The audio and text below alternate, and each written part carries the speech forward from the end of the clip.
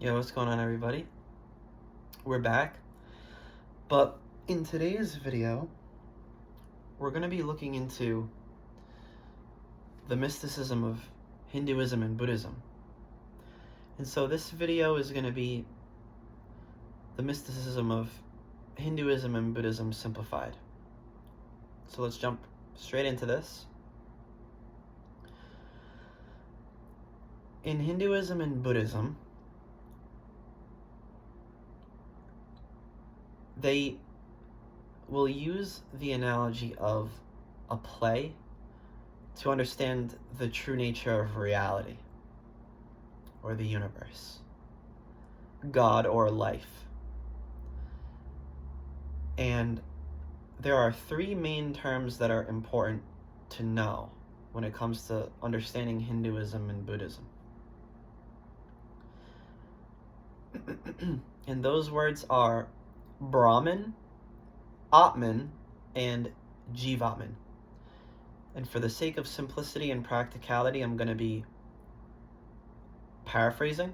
And so these terms, in the way that I'm using them, may not be 100% accurate to exactly what they mean within Hinduism and Buddhism, but you get the point of what I'm trying to say. And it's for the purposes of simplicity and practicality that we're paraphrasing these things this way, as well as to fit within the analogy.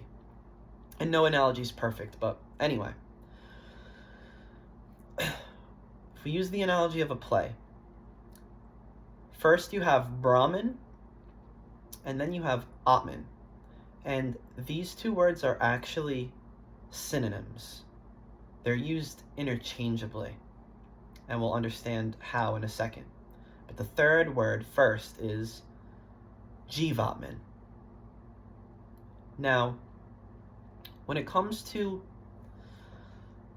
this kind of play that the Hindus and Buddhists are describing, they're describing reality as a particular kind of play, which is a puppet show.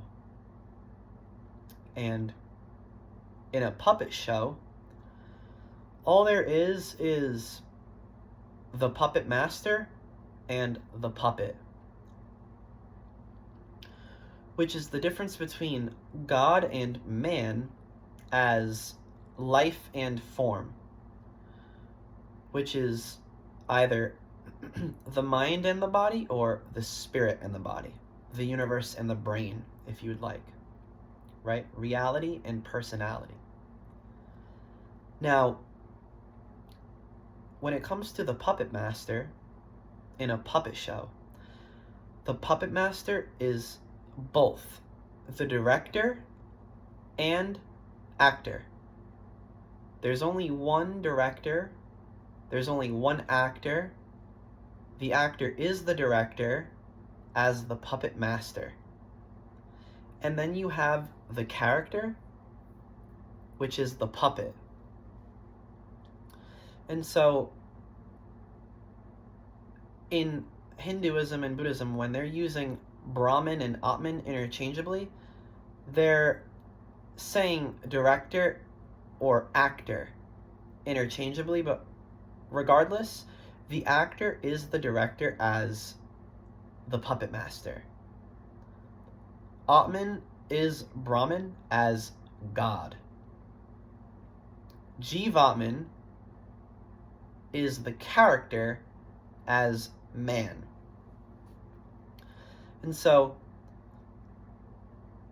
man is the character in the play of life that God plays as the puppet, where the puppet master has become the puppet. So, how we can understand this simply, practically, is that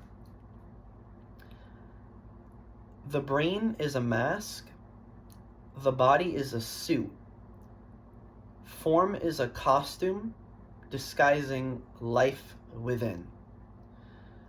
Or man is a costume disguising God within. where man, as the puppet, is the character that God plays in the play of life, and God is the puppet master. Sorry, give me one sec. I got a kink in my neck. Oh, yeah.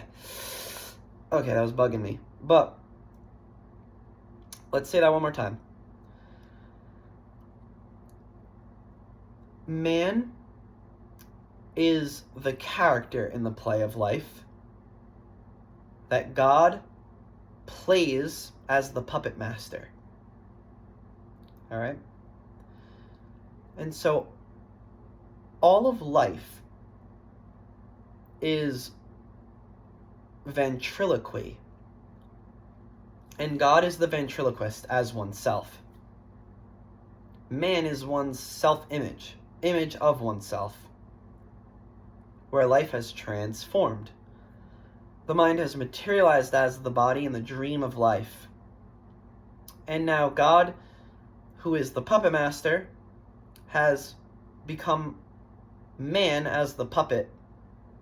And it appears as though at the surface, man is the one who speaks. But in reality, only God is speaking the universe into being.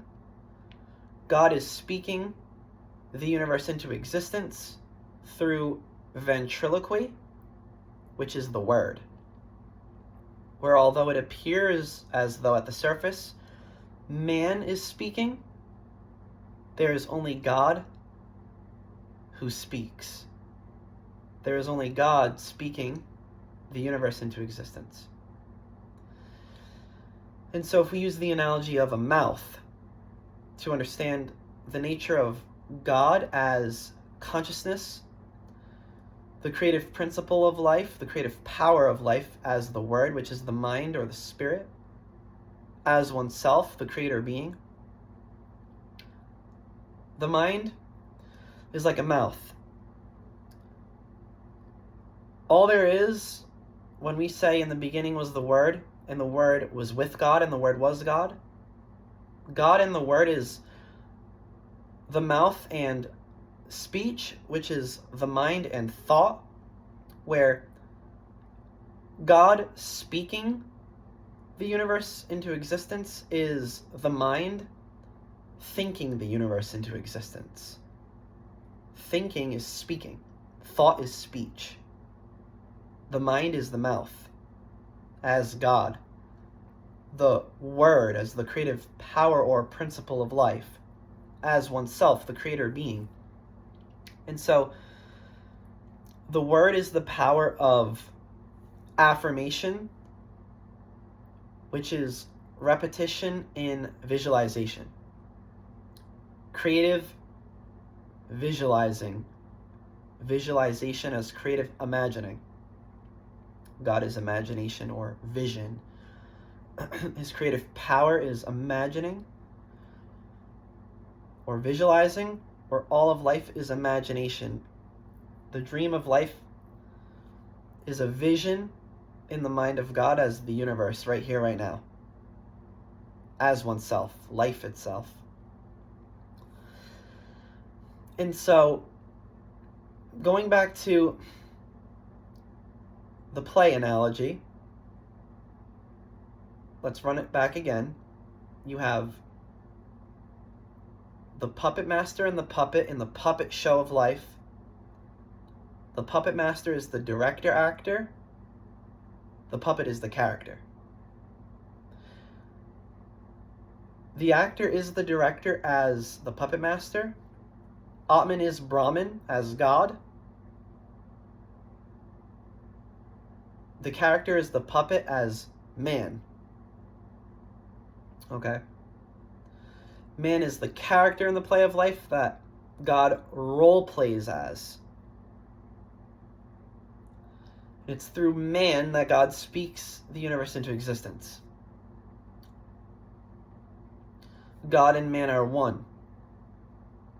Now, in a puppet show, there may be many puppets, but there's only one puppet master. who is the one being that lives in every puppet. So there's only one actor as one director, which is the puppet master, oneself.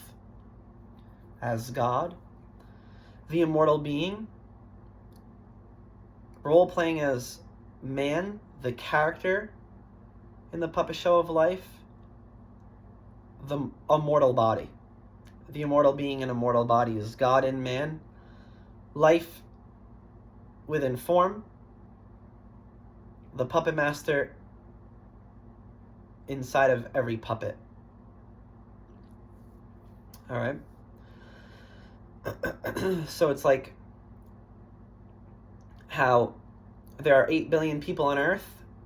If I have 8 billion cups and I throw them all in the ocean, there's only one ocean filling 8 billion cups. There's only one life in every form, one being in every body. There's only one ocean that rises and falls as every wave, which is the immortal being and immortal body. The mortal body, a mortal body rises and falls. The immortal being is beyond birth and death, as eternal life. Meaning, when a wave rises and falls, the ocean does not appear and disappear. So you have never been born and will never die. When you think that you are your body, you seem to be born and seem to die. But the puppet master is outside of the play as the actor or director. The puppet is inside of the play as the character. So God is, which is the mind, is outside of the universe, and man, which is the body, is inside of the universe. The universe, the brain, I'm sorry, the body comes from the universe, but the universe comes from the mind in the dream of life. And so, as a mortal body, as man, yes, you come from the universe, but as the immortal being, God, the universe comes from you. Because the body comes from the universe, but the universe comes from the mind in the dream of life, where the mind is God as oneself. Now we can step into Buddhism in understanding non-self, which is selflessness, as emptiness in Buddhism. Because the brain is a mask and the body is a suit, man is a costume disguising God within. God is like a mannequin as our faceless face, which is our selfless self, as formless life. Selflessness refers to our true nature as formlessness, where life is naturally formless and transforms. God incarnates as man when you're born. Right? So, selflessness is our true nature. Selflessness is the nature of oneself as one's true nature. And selflessness is love in unity. And then when you're born, selflessness becomes selfishness, which is lust in individuality. So what this means is when you understand that the universe is the dream of life in the mind of God, God is everywhere, everyone and everything. Everything's an emanation of God. Everyone is an incarnation of God, because the universe is a manifestation of God as a projection of the mind. Which means not that the universe is a projection of one's brain, but a manifestation of one's being as a materialization of oneself, where the universe is one's reflection. The mind of God is the mirror of life. Form is reflection. So it could be considered that the mind, which is the universe, is like the sky, which is inherently empty or clear. That's emptiness in Buddhism. The sky without clouds, a clear sky, is an empty mind without thoughts. Okay? Simply just being without thinking, which is presence as emptiness, which is selflessness as formlessness. And it's through thoughts that the mind takes form, where form is thought in the mind. So, when you're born, what actually happens is the mind, which is the universe, individualizes itself as the brain, which means materializes as the body in the dream of life. And so it's through the body that the mind is having the experience of being somebody as a body. And so the body is providing the mind with what we would call a sense of self, which is really a sense of individuality. So because the mind materializes as the body in the dream of life, it's through the body that the mind is having the experience of being somebody. Because the mind materializes as the body, the mind is inherently bodiless in nature, which is our faceless face as our selfless self. Nobody. Where God having the experience of man is nobody having the experience of somebody as our faceless face, our selfless self as formless life, which is like a mannequin. God is a mannequin, and he is role-playing as man. God is the mannequin of life, role-playing as this human form. Okay? God wears the mask and the suit of man and appears human as you and I. Okay? And when you take off the mask, God is the mannequin of life as our faceless face, our selfless self, which is formless life.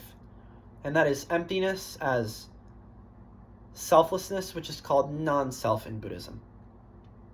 Okay?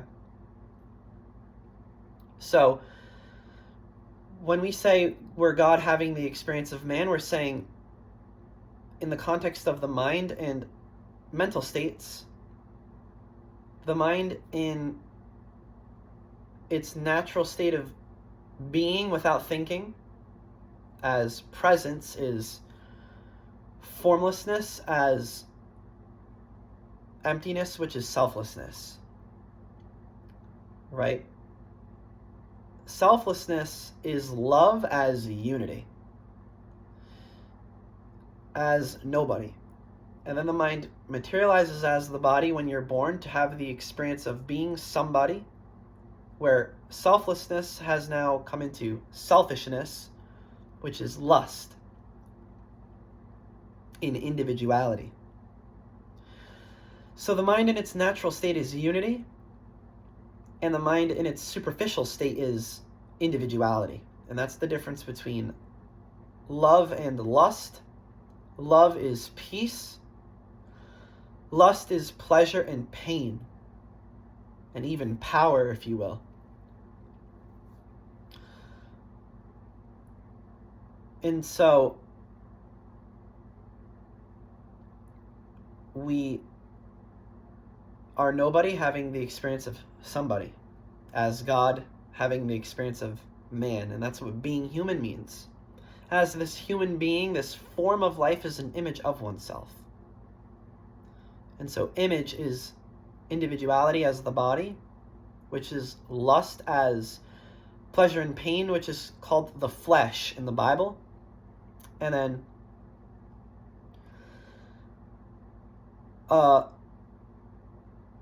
the mind is unity as love, which is peace as the spirit in the Bible. All right.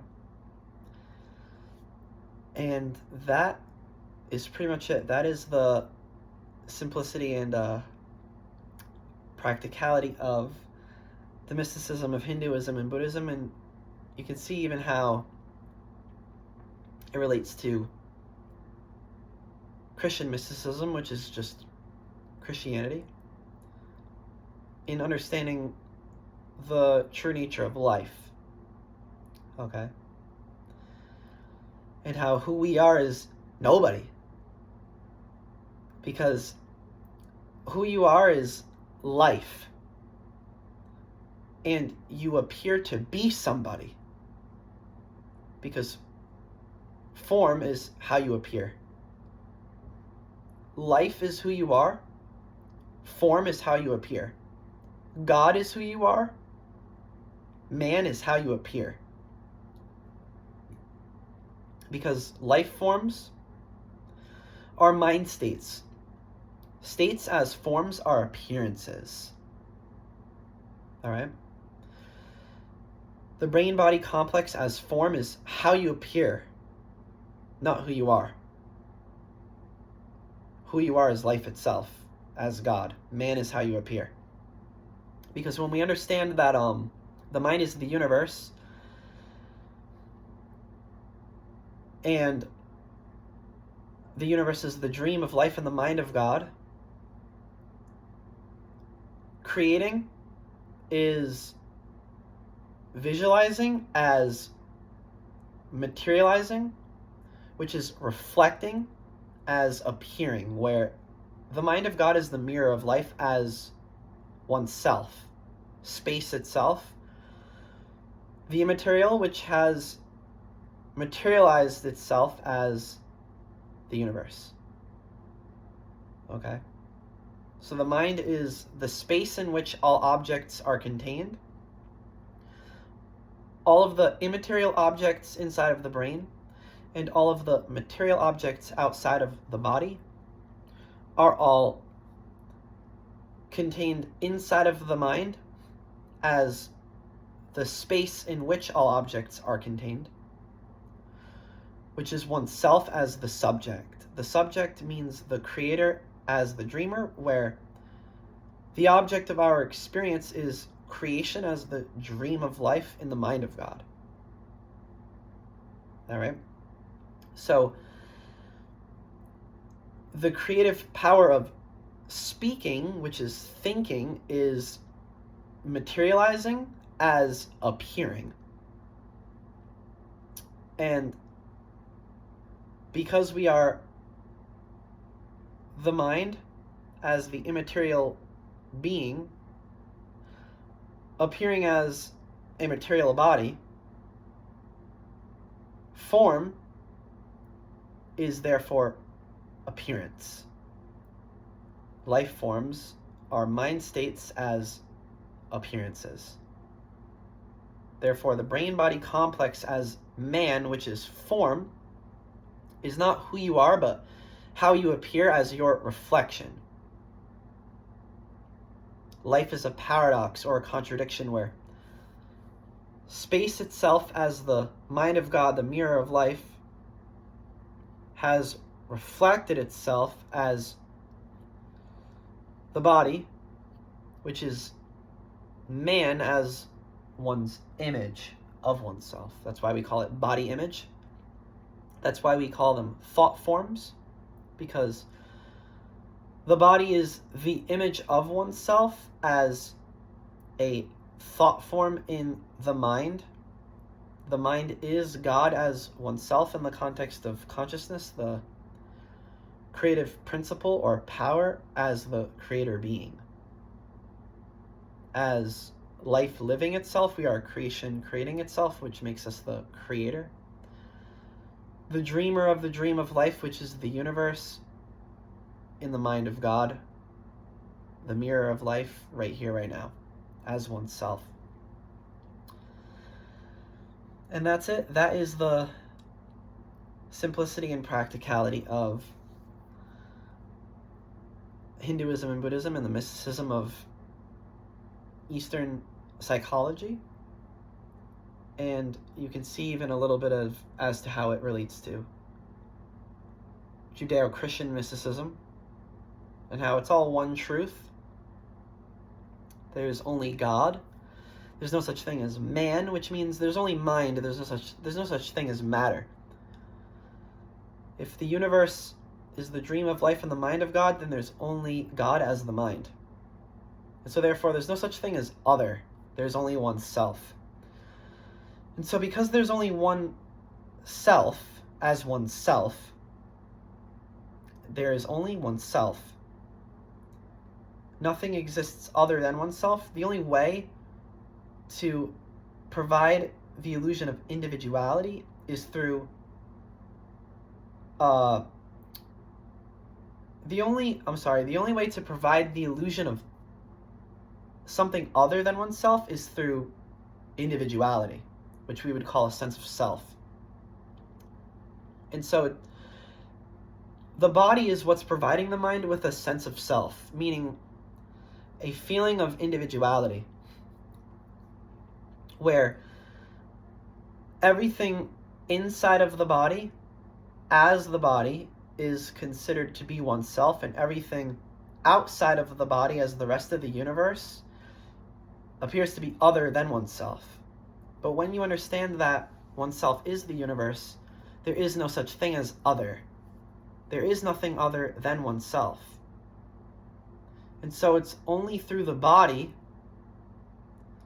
that the mind can provide itself with the illusion of their things being other than oneself, which is false. Nothing exists other than oneself, because oneself is the universe. Because oneself is existence itself, nothing exists other than existence, and therefore nothing exists other than oneself as existence. And it's through the body that the mind provides itself with the illusion of other through a feeling of individuality, which is the body. The body is the mind in an individualized state, because the brain is the universe in an individualized state as a mirror image of the universe, which is a torus, T-O-R-U-S, geometrically, mathematically speaking. That's what the universe is shaped as, singularity and a vacuum, the number 8, infinity. Oneself as the immortal being of eternal life in a mortal body or fatal form, which is God. Right? So it's only through the body that the mind can provide itself with the illusion of other through a feeling of individuality as somebody, where there is only oneself as nobody. Nobody exists other than oneself. There is no somebody. There is nobody else. There isn't somebody else other than oneself. There's only oneself as nobody. And that's selflessness in Buddhism. So, the nature of reality is a paradox or contradiction. So you can't wrap your head around it in the way that you can wrap your head around anything else. You can't think normally. You have to think paradoxically to understand the nature of God, because God is a paradox, a contradiction. All right? So, I think that's pretty much it to understand Hindu and Buddhist mysticism, and how all mysticism is the one same truth, the common sense that there is only God. There is only oneself. There's no such thing as other. Nothing exists other than God as oneself. Other is the illusion of what's called the self in Buddhism, and what's called the ego in Hinduism, which is either way the illusion of individuality through the body, which is form. Okay? There is no self. There is no ego. That means there is no individuality. There is no other. Nothing exists other than oneself. There is only oneself as oneself. Where you are me, I am you, and we are one. One self as oneself. Other is the illusion of separation or difference. Meaning, separation is the illusion of being different beings. We're not many different beings, but we're all one same being in every body. We're all different forms of life, but we're all the same life in different forms. We're all different waves of the ocean, but we're all the same ocean that rises and falls as every wave. But although the wave rises and falls, the ocean does not appear and disappear. The ocean is beyond the rising and falling of the wave. And so life is eternal beyond the birth and death of forms. The mind is immortal. Oneself, as the immortal being, is beyond the birth and death of the body. All right? So thank you guys for listening. I hope that this helps to simplify Hinduism and Buddhism and mysticism as a whole, which is the common sense truth that there is only God as oneself. There is no such thing as other. Nothing exists other than God as oneself, because there is only one self. There's only one immortal being as eternal life, and we're all that one same immortal being in every body. We're all that one same eternal life in every fatal form. Okay? God is oneself as eternal life, the immortal being in a mortal body. So, I love you guys, and I will be back with more videos like this ASAP.